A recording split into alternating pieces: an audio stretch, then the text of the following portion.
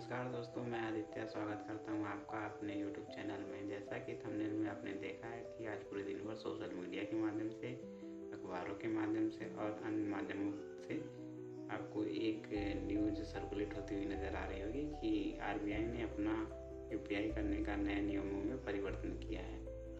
वो परिवर्तन क्या है उसको वीडियो में आगे जानेंगे, लेकिन आगे बढ़ने से पहले UPI के बारे में कुछ बेसिक जान लेते हैं कि UPI को रेगुलेट कौन करता है। UPI को रेगुलेट NPCI करती है और NPCI को रेगुलेट RBI करती है।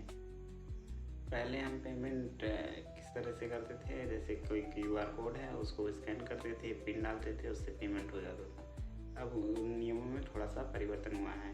अब RBI ने 3 नए ऑप्शन को रख दिया है आपके सामने। इनमें पहला है पिन, दूसरा है फेस ऑथेंटिकेशन और तीसरा है फिंगरप्रिंट। अब इन तीनों के बारे में बारी बारी से बात करते हैं। पहला है पिन। यदि आप QR कोड का इस्तेमाल नहीं करना चाहते तो अब आपको एक पिन मिलेगा जिसके द्वारा आप पेमेंट कर सकते हैं। और दूसरा है फेस ऑथेंटिकेशन।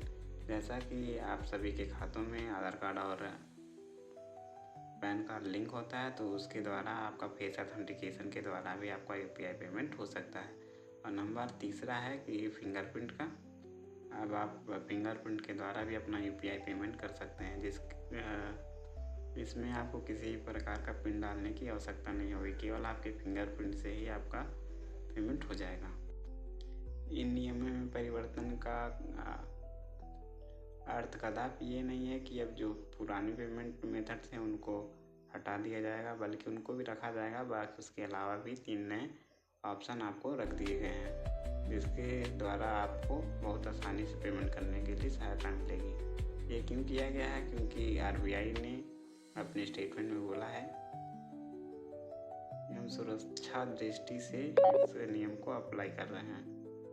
जैसे पहले होता था कि अगर आप पिन डाल रहे हैं तो कोई देख लेता था, उससे ये खतरा होता था कि आपके साथ किसी भी तरह का फ्रॉड ना हो जाए। लेकिन अब ऐसा नहीं है, इसलिए आपको फिंगरप्रिंट, फेस ऑथेंटिकेशन और पिन के द्वारा UPI पेमेंट करने का ऑप्शन दे दिया गया है। तो ये थी पूरी इन्फॉर्मेशन। वीडियो अच्छा लगे तो लाइक करें और सब्सक्राइब करके ज़रूर रखें। धन्यवाद।